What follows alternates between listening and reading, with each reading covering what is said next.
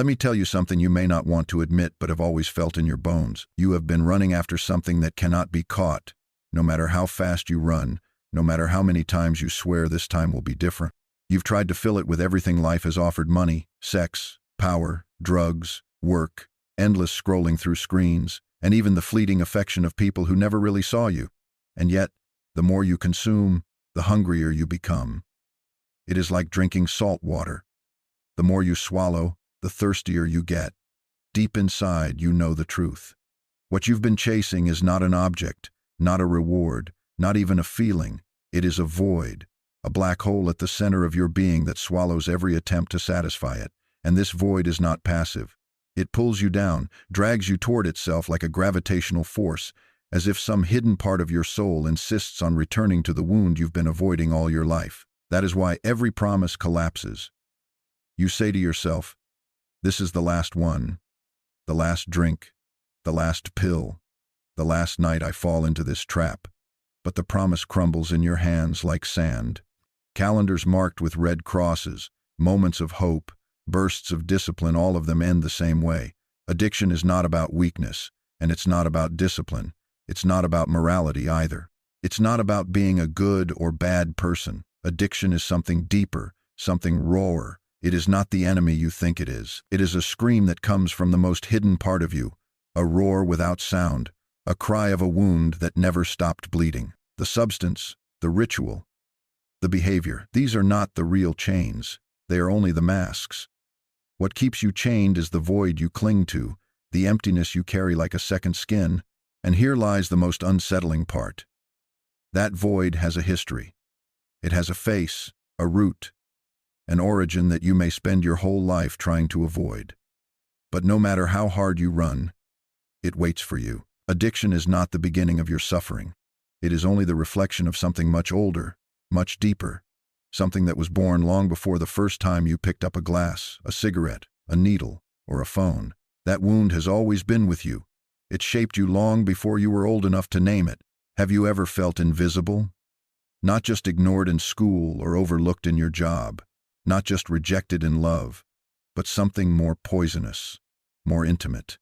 The sense that no matter what you did, no one truly saw you, that you could scream in a crowded room and still feel like a ghost, that you could succeed, achieve, perform, give everything, and yet at the core, you remained unseen, untouched, unloved for who you truly are.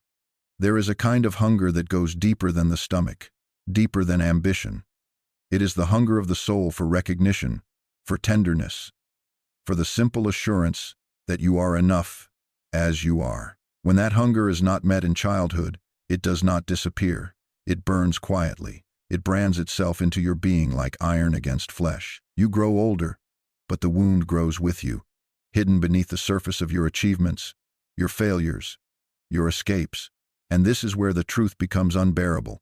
That wound has a name. In the language of archetypes, it is called the mother. Not necessarily your biological mother as a person, but the archetype, the first source of nourishment, of unconditional acceptance, of love that asks for nothing in return. When that source is absent, distorted, or broken, the result is not simply a sad child. The result is an adult condemned to a restless search, a search for the embrace that never came, for the love that was never given, for the recognition that was never offered. You may think you are chasing pleasure, success, connection, but underneath it all, you are still that child, reaching out in the dark for arms that never held you. This is why no substance works for long. This is why every high fades, every distraction collapses, every substitute runs out. Because what you are really seeking is not the drug, not the drink, not the validation. What you are really seeking is the archetypal mother, the experience of being held in unconditional love, of hearing the words, "You exist, and it is okay to exist." And this is why addiction is not the monster it seems to be. It is not here to kill you. It is here to point you back to the place you never wanted to return to. Addiction is a map, a twisted compass, guiding you toward the original void. That is why no discipline lasts. No therapy works when it only scratches the surface. Because the fight is not with the substance. The fight is with the wound itself, and as long as you deny it, as long as you keep running, the void will chase you down. You see, The hardest truth is this: the mother wound does not stay in the past. It does not remain in the childhood bedroom, in the house you grew up in, or in the years you try so desperately to forget. It follows you. It shapes your relationships, your desires, your fears, even the way you look at yourself in the mirror. Every rejection feels sharper than it should. Every silence feels like abandonment. Every disappointment confirms the suspicion you've carried since you were small, that you are not enough, that you are somehow unworthy of being fully loved, and so you learn to compensate. You learn to perform. You become the pleaser, the achiever, the strong one, the funny one, the one who carries everyone else's burdens while secretly suffocating under your own. You learn to wear masks so convincingly that sometimes even you forget they are masks. But the truth leaks out in moments of stillness. When the night is quiet and there are no distractions left, the wound speaks. And it does not whisper, it screams. It demands to be acknowledged. This is why so many fall into destructive patterns, not because they are weak or broken beyond repair, but because the wound teaches them to believe that love must always be earned, that affection must always come with a price, that belonging will always be conditional. They repeat the cycle again and again, unconsciously recreating the same dynamics they once lived as children. They choose partners who withhold love, friends who betray, environments that demand endless sacrifice, because somewhere deep down they are still trying to rewrite the past, still trying to get from others what was denied in the beginning. This is the great tragedy of the unhealed wound. It makes you search in others what can only be reclaimed within yourself. And yet, this is also where the possibility of transformation begins. Because when you finally see the pattern, when you finally recognize that the same pain follows you, no matter where you run, you start to understand something crucial. The wound is not a curse meant to ruin your life. It is the key to your liberation. The pain is not random, it is precise, targeted, intentional, almost intelligent in its persistence. It keeps showing up, not to punish you, but to bring you back to yourself, to force you to face the truth you've been fleeing from all along, that no one out there can heal what lives inside, that no partner, no friend, no achievement, no substance can give you what you never gave yourself. This realization is terrifying because it strips away all excuses. There is no more blaming the past, no more waiting for someone else to arrive and rescue you. But it is also the beginning of true freedom, because once you accept that the wound belongs to you, that it is yours to face and yours to transform, you step out of the role of victim and into the role of creator. You begin to see that the very pain you thought was destroying you was actually shaping you, sharpening you, calling you to awaken. And here lies the paradox. The wound you thought was your prison was always the doorway, but stepping through that doorway is not easy. It demands something most people are afraid to give. It demands honesty. Brutal honesty with yourself. The kind of honesty that burns away the lies you've told just to keep going. You must face the fact that the life you've been living is built on illusions, that your strength was often just survival, that your smiles sometimes hid despair, that your pride often concealed shame. This honesty is painful, but it is also cleansing. Because only when you strip yourself bare can you finally see what has always been there beneath the masks, a self that was never broken, never unworthy, never beyond redemption. And once you see even a glimpse of that self, everything changes. The cravings begin to lose their grip, not because the substances or distractions vanish, but because the need to fill the void is no longer the same. You stop chasing people who cannot love you, because you no longer confuse absence with destiny. You stop bowing to the cycle of addiction, because you recognize it was never about the drug, the drink, or the ritual. It was always about the wound. And when the wound is seen, truly seen, it begins to soften. It begins to heal. But healing does not mean forgetting. Healing does not mean pretending the past was different. Healing means integrating the wound into your story without letting it define you. It means carrying your scars as proof of survival, not as evidence of defeat. It means realizing that what once made you feel cursed can now make you powerful, because the very thing that broke you also taught you how to rise. And perhaps most importantly, it means you are no longer running.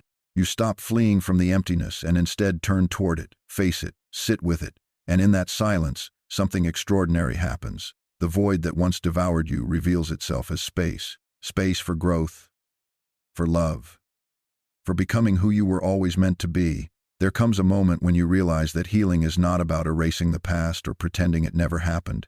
It is not about creating a polished version of yourself that never feels pain again.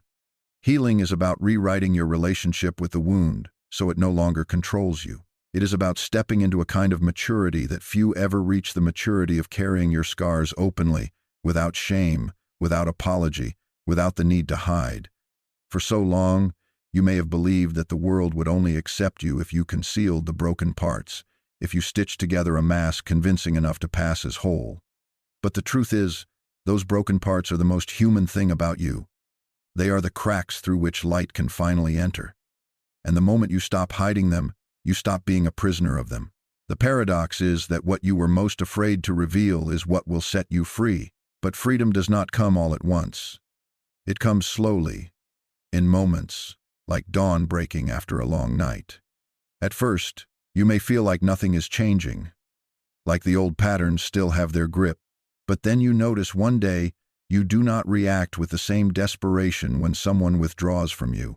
One day, you find yourself saying no to a situation that would have once consumed you. One day, you realize that the silence that used to terrify you now feels like peace. This is the quiet revolution of healing. It is not dramatic. It does not need to be shouted or proven. It simply unfolds, steadily, until you find yourself living in a different reality without even noticing when the shift occurred. The great challenge is that the world around you often wants you to stay wounded. A wounded person is easier to control, easier to manipulate, easier to convince that their worth lies outside themselves. But once you begin to heal, once you no longer seek validation from the same systems that broke you, you become unpredictable. You stop bending to expectations. You stop apologizing for your existence. And this terrifies those who rely on your silence and compliance. But you must understand this resistance is proof that you are moving in the right direction. It means the wound is no longer running your life, and the world no longer has a leash on you. This is where a new identity begins to emerge. Not the identity built on survival, but the identity born from truth. It is an identity that does not need to prove or defend because it is rooted in presence, in authenticity, in a self-love that cannot be bargained away. You start to see that your worth was never in question, that the very struggles which nearly destroyed you were actually the fire that forged you. And with this realization, your entire perspective shifts. Pain no longer feels like an enemy to be avoided, but as a teacher that shaped your wisdom. Struggle no longer feels like proof of your weakness, but as the very soil where your strength took root. You no longer curse your story, you honor it, because without it you would never have discovered who you really are. The final step is perhaps the most difficult, and yet the most liberating. You must learn to live as if you are already whole, not waiting for someone to validate it, not waiting for circumstances to confirm it, but claiming it, right here, right now. Because the truth is, wholeness was never something to be earned, it was always yours. The wound only made you forget. Now with every choice you make from this new awareness, you remember. You remember that you are not defined by what was done to you. You remember that you are not chained to the past. You remember that the cycle ends with you because you have chosen to see what others refuse to face. And as you live from this place, something extraordinary happens. You stop carrying the wound as a private burden and begin to carry it as a gift. Others will see it in you, not because you preach or try to teach, but because your very presence radiates a freedom they secretly crave. Your courage to face yourself becomes silent permission for others to do the same. Your refusal to betray yourself becomes a mirror where others glimpse their own potential. You will never need to force change in others, because the energy of your authenticity will do it without effort. This is the highest form of healing, when your personal liberation becomes a light that unconsciously awakens others. But do not mistake this for perfection. The wound does not vanish, nor should it. There will still be days when old triggers arise, when shadows resurface, when pain knocks at your door. Yet now, you meet them differently. You no longer collapse under their weight, because you know who you are beyond them. You no longer run from them, because you recognize them as old echoes, not current truths. This is the difference between living as the wounded and living as the awakened. You no longer fight the darkness, you integrate it. You carry both shadow and light, both past and present, both brokenness and strength, without needing to deny either. And in that integration, you become untouchable. The mother wound, the addictions, the cycles, they lose their power not because they disappeared, but because you stopped believing their lies. And in that moment, you finally see it. You were never the broken child still begging to be seen. You were always the one who was meant to awaken. You were always the one who would rise from the ashes of your own story and become proof that freedom is possible. Not just for you, but for anyone brave enough to face themselves.